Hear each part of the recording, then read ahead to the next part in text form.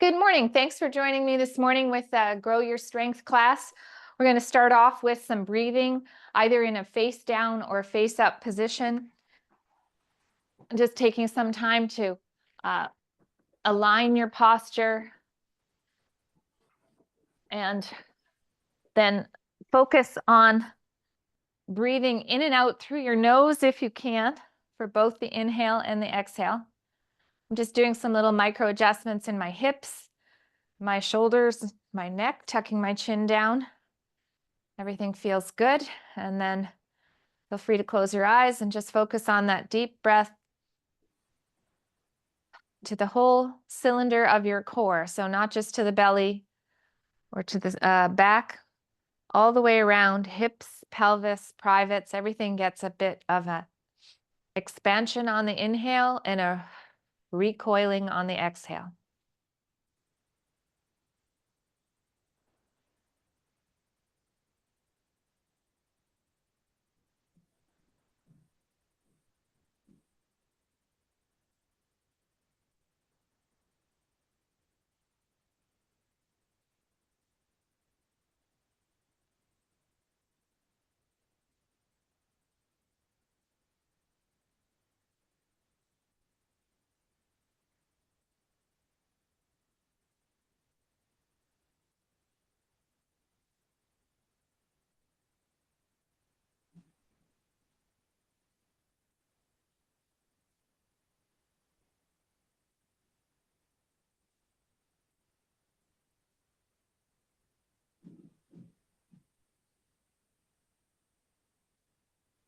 On the next few breath cycles, just pay attention to whether or not you're holding on to any tension through the neck and shoulders or down into the low back and hips that you can further let go of.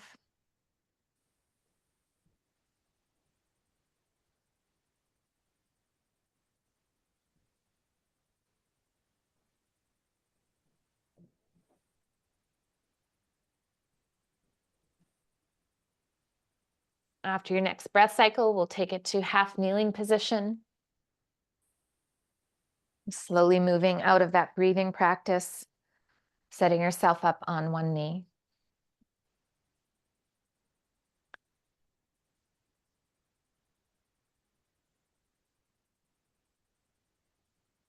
Taking some time to think about leveling the pelvis from the hip to armpit direction and the rib cage to pelvis direction. So depending on your posture, you might want to just play with that a little bit. And then when you get the pelvis as level as possible, just focus on some breaths in this position, being mindful that you're not elevating into the neck and shoulders as you breathe in. I'm going to take my front foot a little wider just so I have a very solid base of support. Take my arms across my chest. And from here, we're going to rotate from the hips up, turning and looking behind without forcing anything, but going through about 3 turns each way.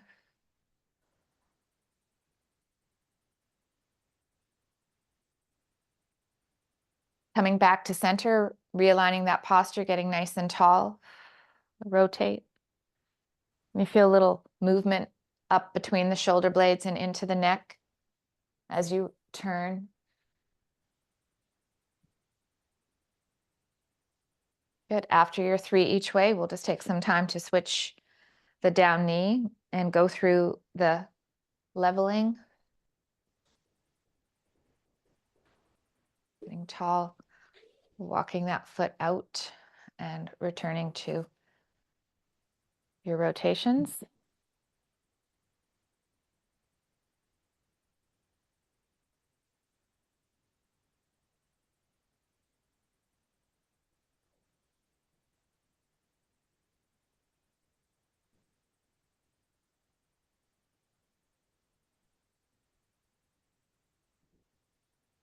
After your 3 on this side, we'll come to hands and knees into what I call the frog position.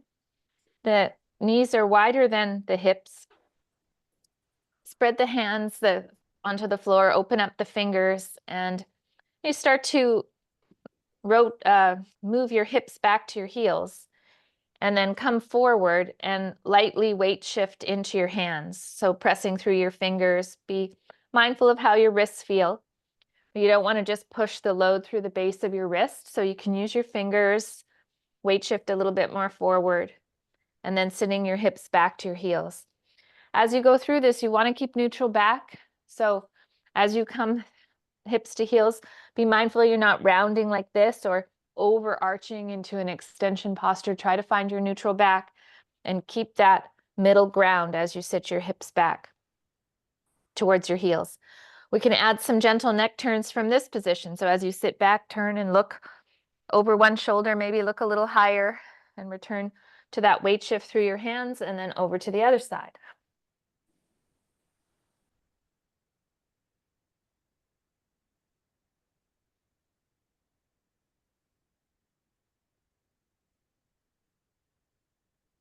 And today, let's take the hands a little closer together and take one hand off and look at your hand as you sit back. So now I'm looking at my fingers, feel my shoulder working, and then come forward and just gently tap that hand on the floor in front of your base hand. And you can go through about 6 of these. As you go forward, now you're taking the load just through the one side and the one shoulder. So it's quite significant. Just be mindful that you're not collapsing through that shoulder. I'll show you from this side. You don't want to sort of collapse and lose the connection. So sit back, bring your arm up, look at it, and then connect through here and tap. You can feel the front core muscles activate. The further you reach, the harder this is for you not to lose the neutral back. Very nice. Okay, let's come over onto the back and we'll go into some overhead passes from a bridge position. So that's knees bent. If you have a band or a dowel, I've got this band that has loops in it, so I can kind of put it around my wrists and take my arms overhead, just checking the width that I chose. Feels a little tight for early in the morning, so I'll take it one loop bigger. Wider is easier. Get the back of the hands onto the floor and the arms as well if you can, and then bring your arms all the way over to your hips. If you have a stretchy band, you can just apply a little bit of tension, but don't force anything. And just warm up the shoulders, the overhead movement. As you go overhead, you want to be mindful you're not lifting your low back. So you're not arching your back or moving your neck to get that range. You want it to come from your shoulders. And so I'm just having a good look at you guys. Picture perfect. That's good. For the last few, try holding your arms overhead, just maybe relaxing the hands for a moment and gently rotate the head to the left and to the right. With the weight of your head supported on the floor, it's nice and safe for testing your rotation to both sides. Slow down that breath again so it sends the message to your body that this is not stressful. On your neck, you can improve your neck mobility. It's nice and easy.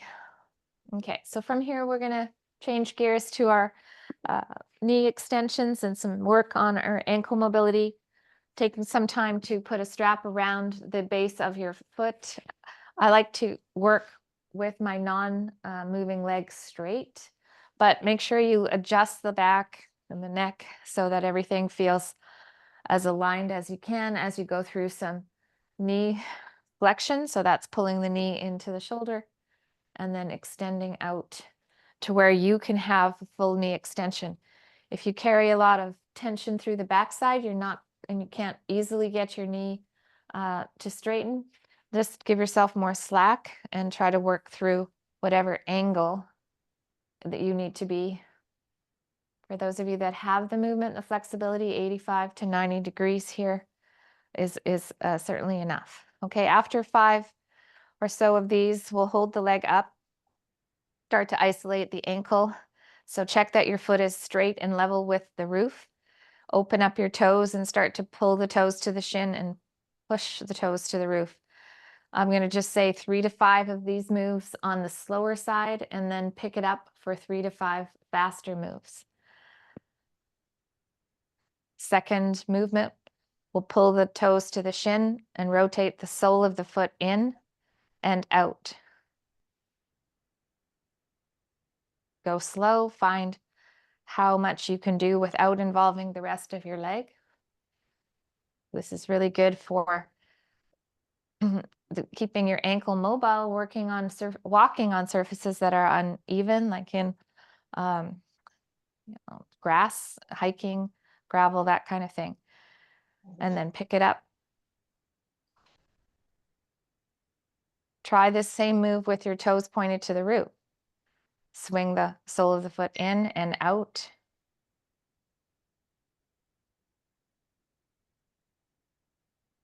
Slow and fast. And let's finish off with some circles. Trying to keep my leg as still as possible, so I'm hanging onto it with my other hand. Slow and fast, a few in each direction. And then we'll take some time to just switch that over to the other side. So I started with aligning the posture and then some knee bends. Extend. Good.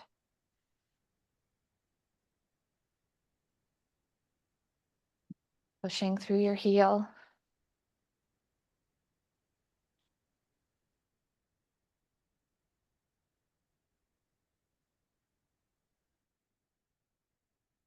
Holding your leg out and working your flexion and extension, dorsiflexion, plantar flexion, technically, of your ankles. Spread your toes.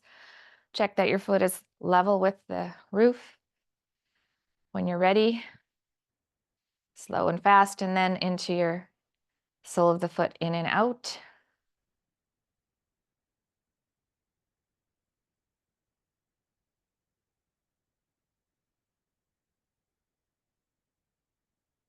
Toes pointed to the roof.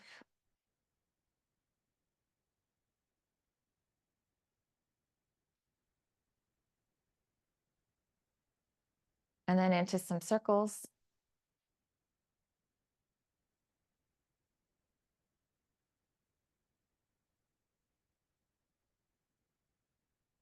I always like to compare my sides. And the more you do this, the more you realize how much your body changes with your activities and activities or lack of activities, I'd like to say. But sometimes I feel a lot more tension through my ankle on my right side than my left. And then other days it's more equal. So start to do that to yourself as you go through these classes. And we're looking for as much balance as possible. We're moving into bridges. We've changed it to 6 double bridges and then 6 single leg bridges. So when you're ready, line up your feet, adjust your posture. If you have a big curve in your back, you want to make sure that you're tucking that under so everything feels aligned.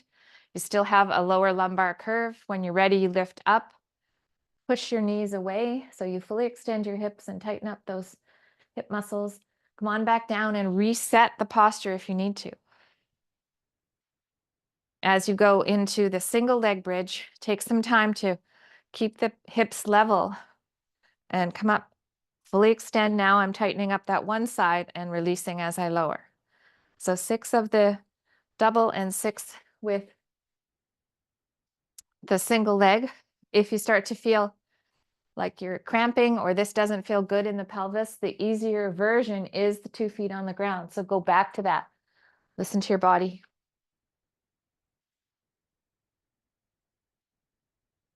Reverse tabletop crawling is next. So now I'm bringing both feet off the floor. My knees hang out over my hips, not too close to the shoulders. So this is hard to connect your core. If you come too close to your shoulders, you're just tightening up in through your hips there. So just work to have that floating there. Feet are relaxed. And then here's the shoulders anchoring in the armpits. I'm going to crawl. So I'm going to spread my fingers and toes and flex, and then start to go into that reciprocal pattern like I'm crawling through the air. Once you get the arms and legs moving, add in some head rolls, some gentle turn and look at your fingertips overhead. And you can go a little wider, a little slower. You sort of feel that connection through your whole torso, core box, staying connected, making sure you're not holding your breath. When you need a rest, just pull those knees in and just roll from side to side and give your hips and low back a little rest. And then we'll reset and give yourself another challenge. You go slow, almost a small pause as one arm is overhead and I'm looking at that hand. Nice breathing. If you're not talking like me, you could focus on some breathing through your nose. Nice and strong like we did in the warm-up. Now, in this program, we're doing the get up to the elbow with a bridge from the elbow 3 times per side. If you feel like you're ready to take a ball or a light weight into your hand, that could certainly be an option. And when we do this the second time, I'll demonstrate that. So here I'm going to set myself up. Core is connected, an easy roll to my elbow. And then I'm making sure that my shoulder is not in a shrug position. I can take load there. I press through my foot and my elbow and lift up. Come down slowly and roll back to the floor. Realigning armpit, the rib hip connection, all these little cues that I repeat are meant to help you improve your movement. And cues work differently for everybody. Some cues might really speak to you, and others are like, oh, it doesn't change things for the better. But it's worthy of constantly trying to improve the quality of what you're doing to get the most benefit out of it. That looks great. Also, okay, switching sides. Lined up. Check that the elbow is right under the shoulder. So as you come up, you're not compromising your shoulder. Great, Shirley. Heather.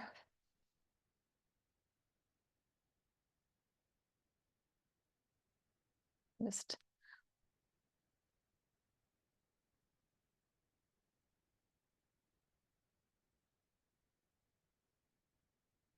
nice.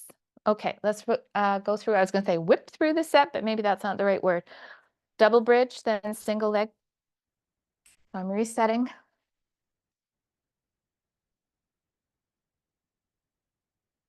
Human movement lacks a lot of hip dominant work. So we walk forward, mostly quad and knee dominant with sitting to chairs and toilets and stuff. So this is really the piece that's been lacking, the balance out of the hips, glute strength, hip strength. So when you do bridges, just be thinking about that. I've done a lot of walking in my life. I got to keep my hips strong. Each one, each bridge counts. Up, send the message to activate the hip muscles. Release them as you bring your hips back to the floor. Gift your hips. Okay, so about 6 of all of those. Not doing the full rep range here myself this morning, in case you're following along with me. And now I'm finding my reverse tabletop position again for the crawling. Turning my head, focusing on some nasal breathing. Give yourself a good challenge. Perhaps you want to go a little wider with your arms and legs, but don't go into anything that clicks or is painful. Shorten up that range if so, and then pull those knees in for your rest before you reset.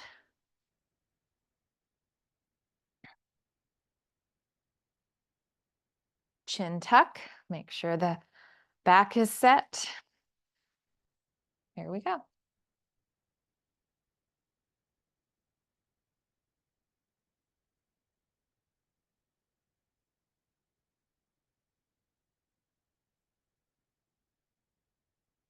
The reverse tabletop crawling is one of my new favorites for a core exercise. Now for the get up, I'm going to take a ball. This would be, an interesting progression, because if you gently squeeze the ball, you're going to feel some movement right up and through your shoulder.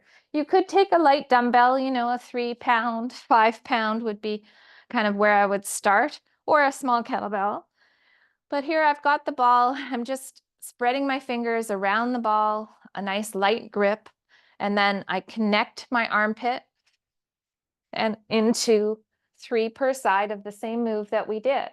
And just gently squeezing the ball, you can feel that connection right through your armpit. You can release the squeeze down on the floor, squeeze, come up, and you got that nice line. You okay there, Heather? Thumbs up. Yeah. Okay, good. Good, Shirley? Shelly? As you come up, if you're finding some things like the long leg is lifting off the floor, really anchor your bent knee foot. And as you roll, you're pushing into that foot and the leg that tends to come up. See if you can keep that on the floor by connecting the heel. Just pretend there's a little glue on that heel. So this heel. So now I'm glue, glue, glue. And here we come up to the bridge. Nice, that worked well for you, Shelley. Okay, so after this, we're going to come up to standing, start to groove our squat pattern and work on a little balance.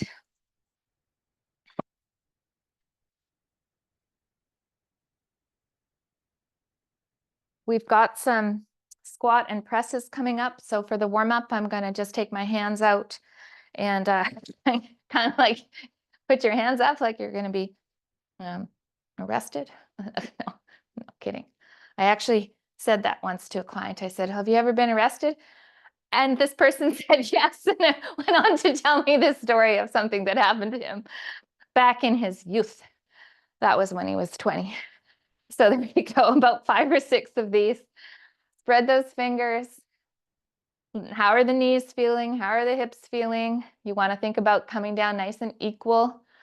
Okay, and then transition to the hip hinge. Slide the hands down to the knees or just below.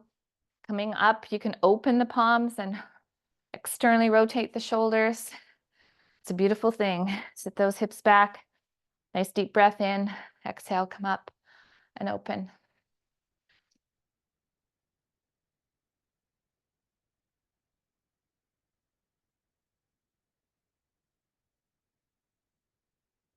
Good. And next up, we'll take it to a single leg balance reach. So you can go into the air or walk over so that you can aim for a piece of furniture. Just lightly putting your fingertips on something more sturdy can help you to level out the shoulders and the hips. Take your time with these moves, about 3 on each side, alternating if you wish.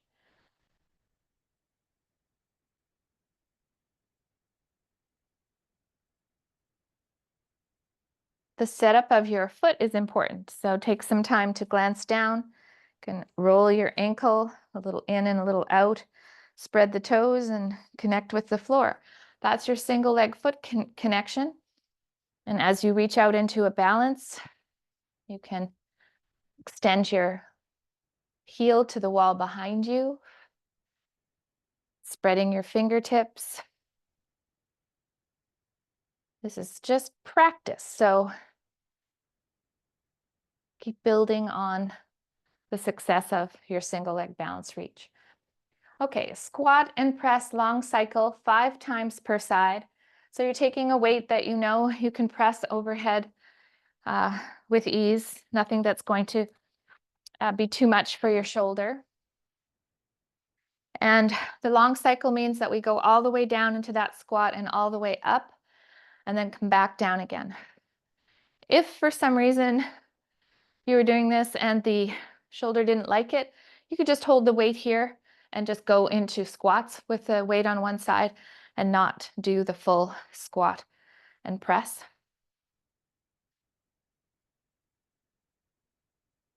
If you wanted to make this program a little harder, you could go with more repetitions than 5.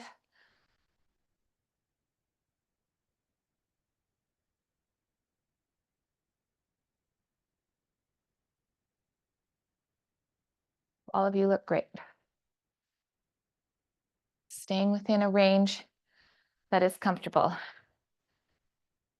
Second exercise, we go to plank, push-up, a lower, some sort of combination of moves. Working off an elevated surface has less percentage of your body weight than on the floor. So you could set yourself up, do some push-ups against a wall or a piece of furniture. You could come to the floor and hold a high arm plank position, tightening up your hips in either standing or the plank position. You could try a little mini push-up or a slow lower to the floor. Or you can do a full push-up. That's what we're working towards. Full push-ups off the elevated surface, off the floor. Show me one more version of what you're doing there so I can make sure I see everyone.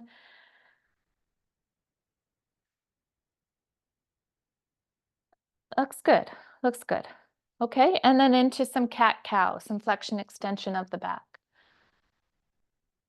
Spreading the fingers. Gently rounding the back up, pushing the floor away and getting a little stretch between the shoulder blades.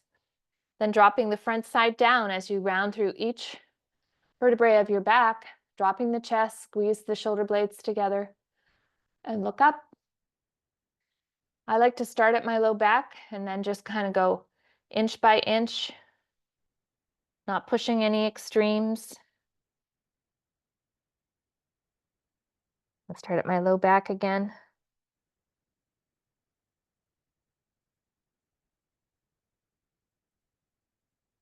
Good. After your next cycle, we'll return to standing and go back to our squat and press.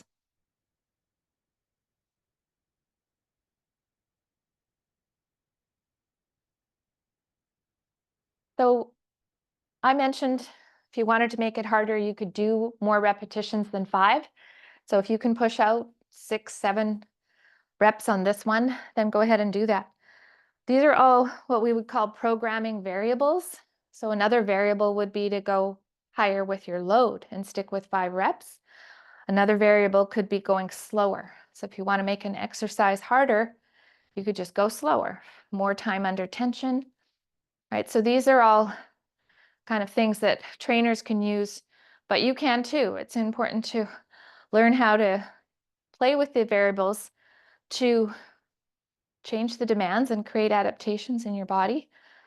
And we don't all have like a full set of dumbbells at home, so going slower with the same weight, right? It makes sense that that would be a smart thing to try. Although I'm never going to tell you not to go buy some more dumbbells or kettlebells. I think they're a good investment.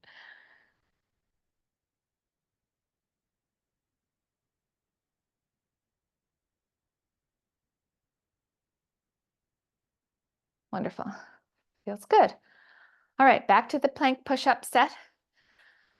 If you're over, I noticed a couple of you at the wall or a piece of furniture.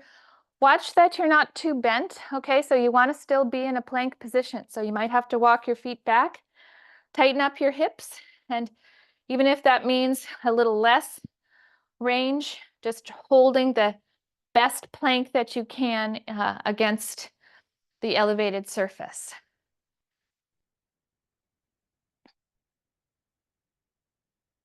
Feel free to take a moment to shake out your wrists and rest, and then reset.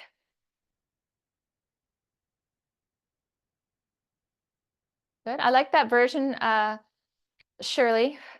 I almost want to say it's a little hard to see with your hair, but see if you can draw your chin in and just have your head maybe an inch higher, okay? Yeah. Good. So chin tuck, trying not to let the head drop.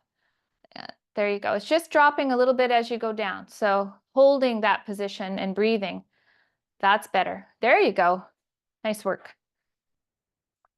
Okay, so we'll move on to bent over row with a band or kettlebells. Okay, so, or pardon me, I said kettlebells, but I meant dumbbells. Bent over row position. If you have two dumbbells, you're in a slight hinge position. You want to make sure that you don't have a big arch in your back. So you have your neutral back, slowly sit the hips back, then drawing the elbows up to the sides, pulling the shoulder blades together and trying to stay out of your neck. Up to about 10 of these. If you do feel it in your back, I'm going to suggest that you stand up for a moment and then just reset. Thinking about moving the shoulder blades together. So sometimes that's a double action. You can see I'm rowing elbows to the sides of my body and then lengthening the arms straight. So just think about working like you're pinching a pencil as you bring those elbows up to the sides.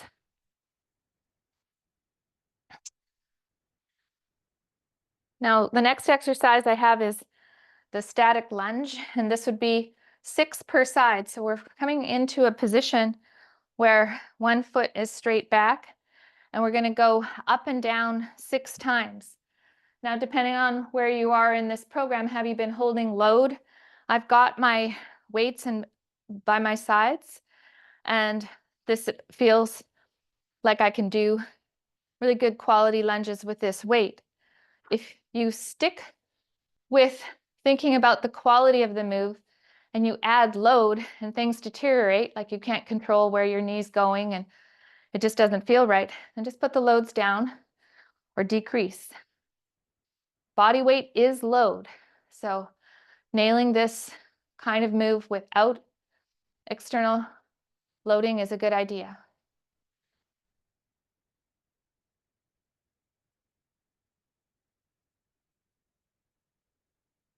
But up to 6 per side there. Looks great. Extension reaches with a calf raise. So I've taken my feet a little wider than hip width, and I'm just going to sit my hips back. I've spread my fingers, and now I'm slowly coming to reach my fingers to the roof and lift my heels.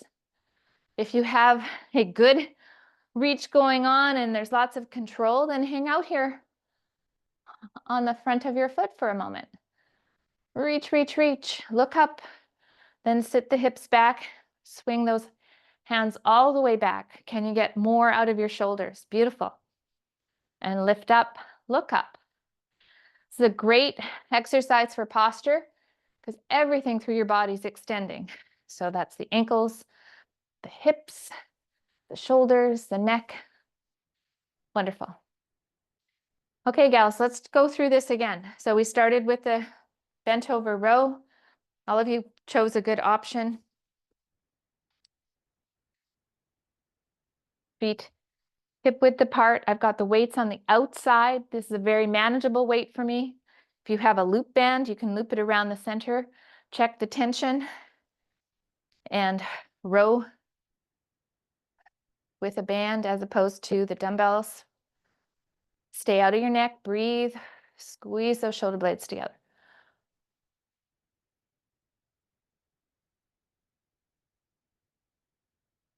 Up to 10 reps.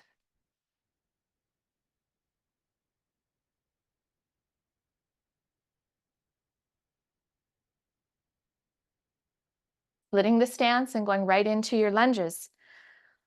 Okay. Connect with your front foot, whether you have shoes on or not, right? We want to be thinking about our toes and the connection. As I come down, my front knee tracks over the midfoot and come back up. My back toes are really connected with the floor. You don't have to bring your back heel onto the floor every time. You can keep your back heel off. Depending on the health of your knees and how this feels, you could do a lunge very upright like this, or you could come forward and pitch into that front knee a little bit more. As long as that feels okay, it's safe to do. Switching sides. Play with it. How does the upright one feel? How does pitching forward feel, right? As you get stronger, pitching forward is harder, but then that activates those muscles around your knee. It strengthens up where we want to work as well. So it's all just playing with the movement variables. Okay, 5 more extension reaches. Take your time. Get those arms back, spread the fingers, reach for the sky. And again, if you can hang out up here, you have a good one going on. Hang out and say, hello, reach, reach, reach, and then back down, up, hold, hold, hold. Use those feet. Go on back down. Okay, excellent. Moving on to our last set, standing hip hinge. If you want to use weights, then you could take the dumbbells again, or you could use a kettlebell. I'll show both. My feet are hip width or wider. We warmed up our hip hinge. That's hips go back to the wall behind you. And as you come up, you can still open the palms if you're using the dumbbell option. It looks like everybody is today. So hips go back to the wall behind you as you inhale, and then exhale, come up, tighten up the hip muscles a little, get tall with your posture. Coach is happy. You guys all look great. Now rep range, I want to say up to 10. This is not what I would call a max weighted hinge. So 10 is very safe. If you were doing a much heavier lift and it felt like you had to be very, very dialed in, you might want to decrease the reps. I love this version with the dumbbells because it opens the shoulders at the top, looking straight ahead. Really good for your posture. Next up is our standing halo exercise. So taking one weight, feet hip width apart. Watch that you're not standing in an extended posture, so the knees aren't locked out and the back isn't arched. So you want to work on floating your weight over your feet, open your toes and just connect them with the floor. And here's with the halo, right? We take the weight to one side, to the back, to the opposite side, and to the center, and you can switch directions. So the idea with this is that you're not leaning into the side that you go to. So without weight, I'll show you. If I brought it here and I leaned, then I wouldn't be using these core muscles. So you want to resist the lean. So as you bring the weight back, you want to resist doing this, because then all these muscles in the front are supporting your core. Now, if you don't feel too much with this, it's probably because the weight is too easy for you. So this is 10 pounds, and I'm definitely feeling like there's some work going on. There's some work going on. Oh yeah. Not to mention some great shoulder mobility at the same time. So when you dial in those cues, the attention to detail, you can feel how much harder it is. Okay, bicep curls is next. So taking a weight that you know you can curl about 10 times. So I'm going to decrease my weights today. Always listening to your body. You know, maybe you did some training yesterday, or you didn't sleep very well and you're feeling fatigued.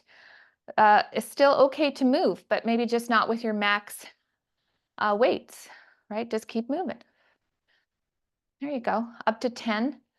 Keeping the body still, thinking about the arm muscles.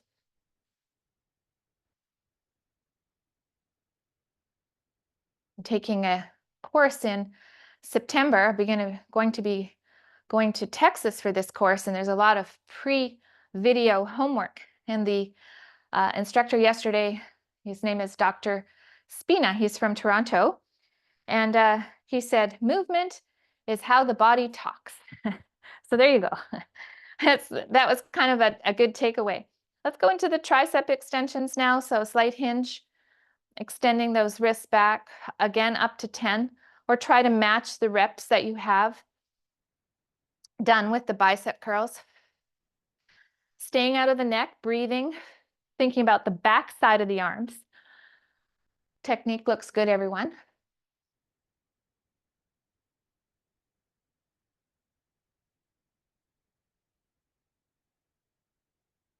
After you've done both the biceps and triceps, we'll just go into some fast feet so we can put the weights down. We'll do about 30 seconds.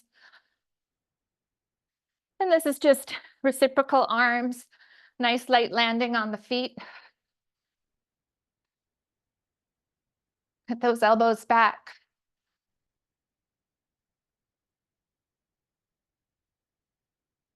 Remember, if you want to do a second or a third set of this program, just rewind the tape and away you go.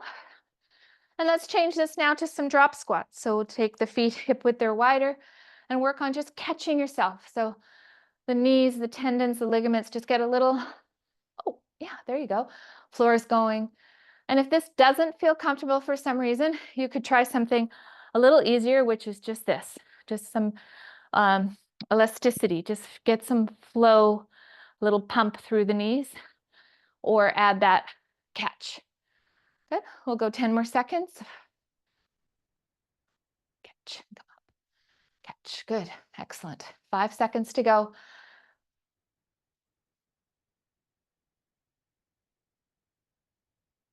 And then let's go back through our set. So we started with the deadlift.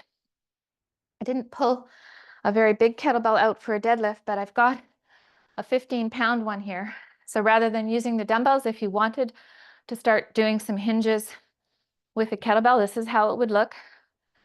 The dumbbell option that we did the first round works. The technique is the same. Inhaling as the hips go back, exhaling up.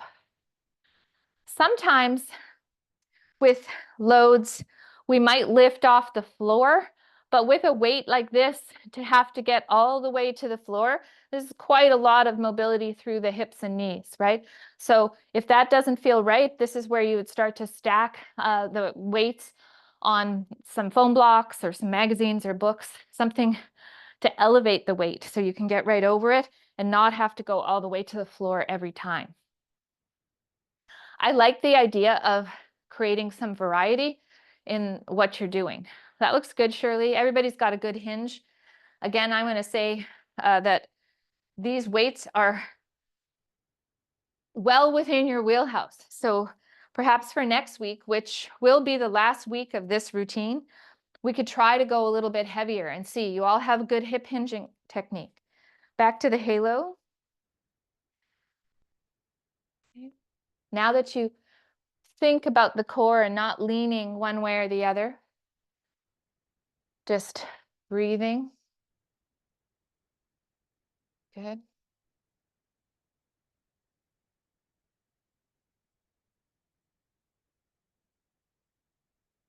Reset.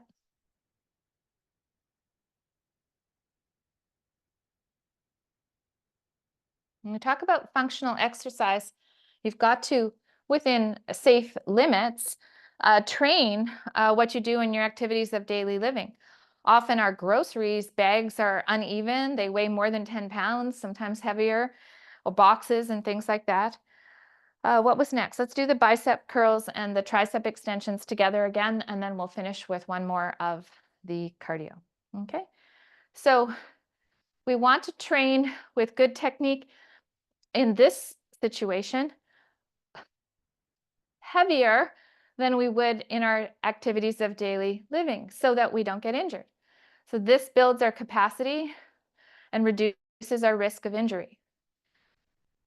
And that is like a concept that when you start to think outside the box of it, think how heavy a suitcase could be when you're traveling or putting something in an overhead bin. They allow us up to 50 pounds, right? So we should be able to train these movement patterns and start to gradually increase the loads so that we have the capacity when we travel not to get injured.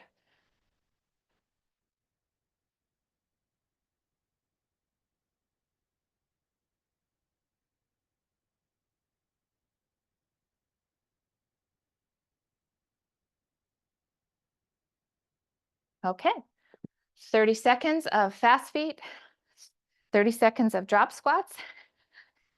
It got a little warm in here. It's been a little colder. In thinking that fall was arriving, I think we got another week of summer. Okay, get those elbows back. Get the blood flowing, nice light landing. Even small amounts of cardio add up. A flight of stairs here and there. Parking further away from your destination. And there's our 30.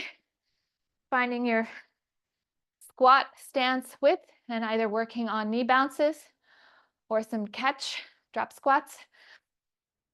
Coming back up to posture, looking straight ahead.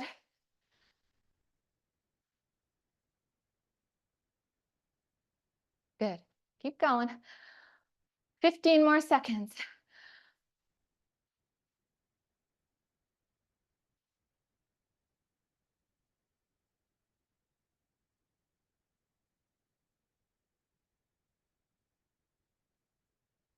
And finishing this off, I want to say thank you for joining me to build a stronger version of yourself. As I will be writing the next program shortly, one more week of this routine, please email me, sheila@sheilahamilton.ca, if you want anything specific built into the next 6-week program, okay? So Shirley mentioned something about her hip being tight, so that leads me to thinking, okay, I'll work on some different hip mobility exercises before we go into the hip strength, right? So we're always learning and growing together. Thank you so much for joining. Have a great day. Thanks, Sheila. That's great. You're very welcome.